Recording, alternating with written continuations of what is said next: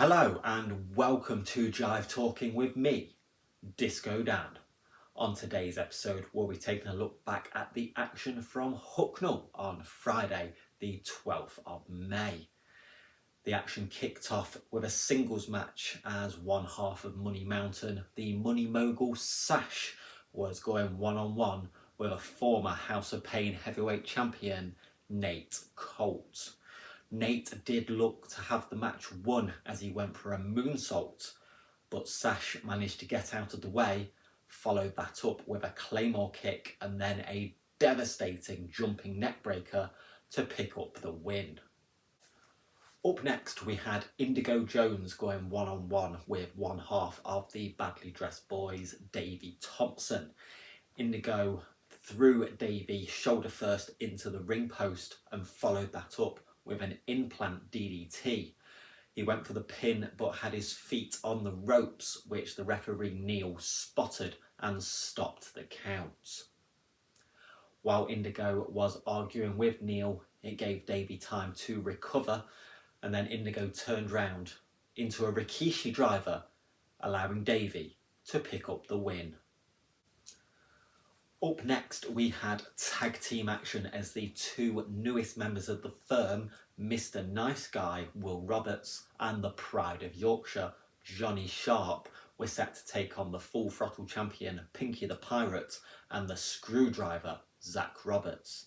Before the match took place, Will did make it known that Joey Cement had sent them to gain revenge on Zach Roberts for screwing Joey out of the Full Throttle title, and to soften up Pinky the Pirate ahead of Joey's upcoming title shot. As the match went on, Pinky looked to be homing in on the victory as he had Will set up for a 619, but as he swung to hit the 619, Johnny Sharp hit him in the leg with his cane, causing the disqualification. They then continued to beat down Pinky the Pirate until Zach managed to get the cane off of Johnny and send the firm packing. I imagine Joey Cement was very happy with the work of the firm because they seem to have injured Pinky the Pirate's leg, which I'm sure will give Joey the advantage in their upcoming title match. After the interval, we were back into singles action as Mr. USA Lance Flashman was going one-on-one with the King Freak Alton Thorne. Flashman was not messing around, and as soon as the bell rang, charged at Alton Thorne, knocking him down with two huge shoulder tackles. Alton tried to fight back, but Flashman locked in a vicious bear hug to try and wear down Alton Thorne.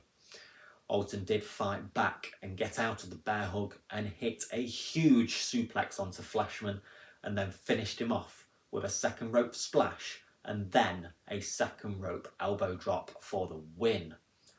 Following the match, Alton Thorne took the microphone and told Hucknall that he loves to perform for the House of Pain fans, but pointed out that the House of Pain heavyweight champion Brad Matthews does not, as he was sat at ringside just watching the show instead of performing for the fans like Thorne does.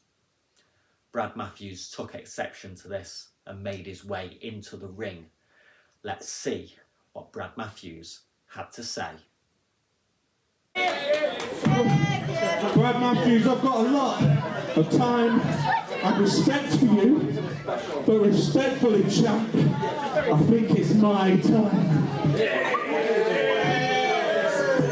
Alton Thorne, I've seen you dismantle people in this ring within a month out, but I am the champion of this company. I choose not to wrestle here because Hucknall is rubbish. This shit not good enough!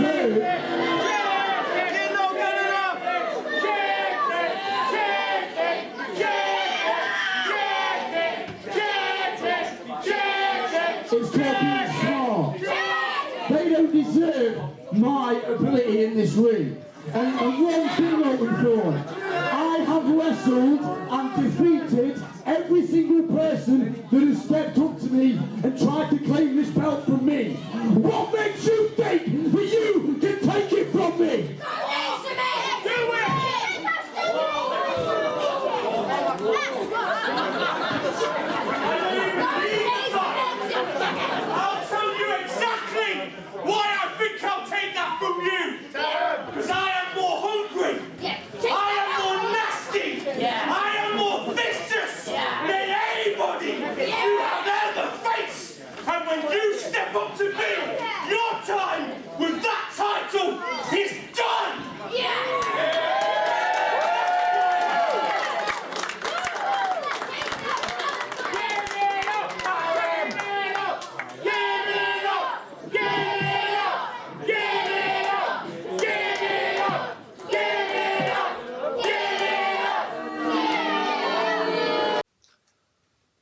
Alton Thorne issuing a challenge to Brad Matthews for a shot at the House of Pain Heavyweight Championship, and Brad Matthews backed away and even left the building.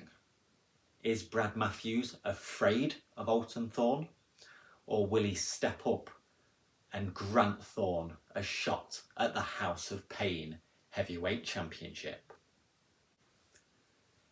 In the main event of the evening, we saw a huge 8-person elimination tag team match.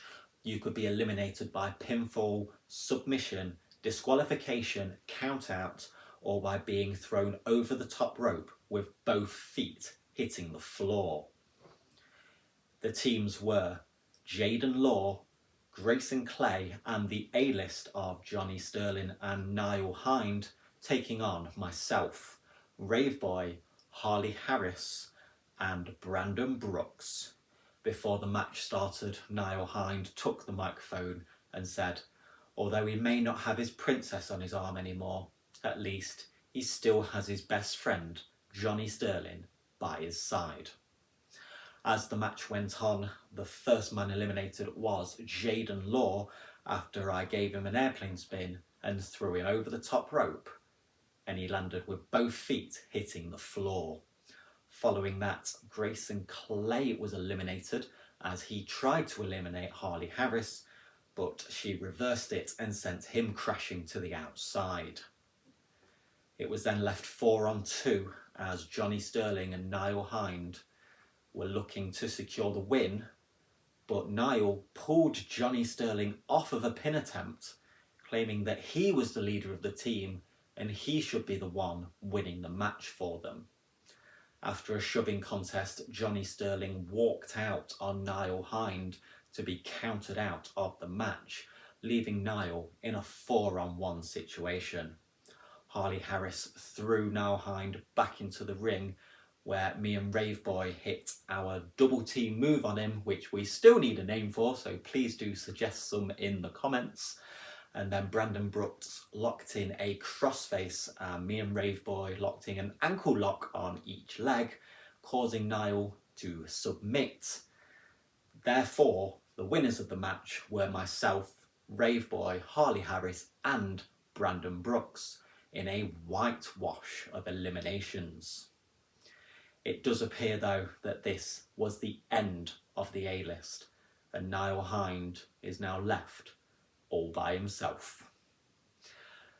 Well, that is all I do have time for today, so thank you very much for watching. Please do like the video, share the video and hit that subscribe button, and I will see you next time for some more Jive Talking.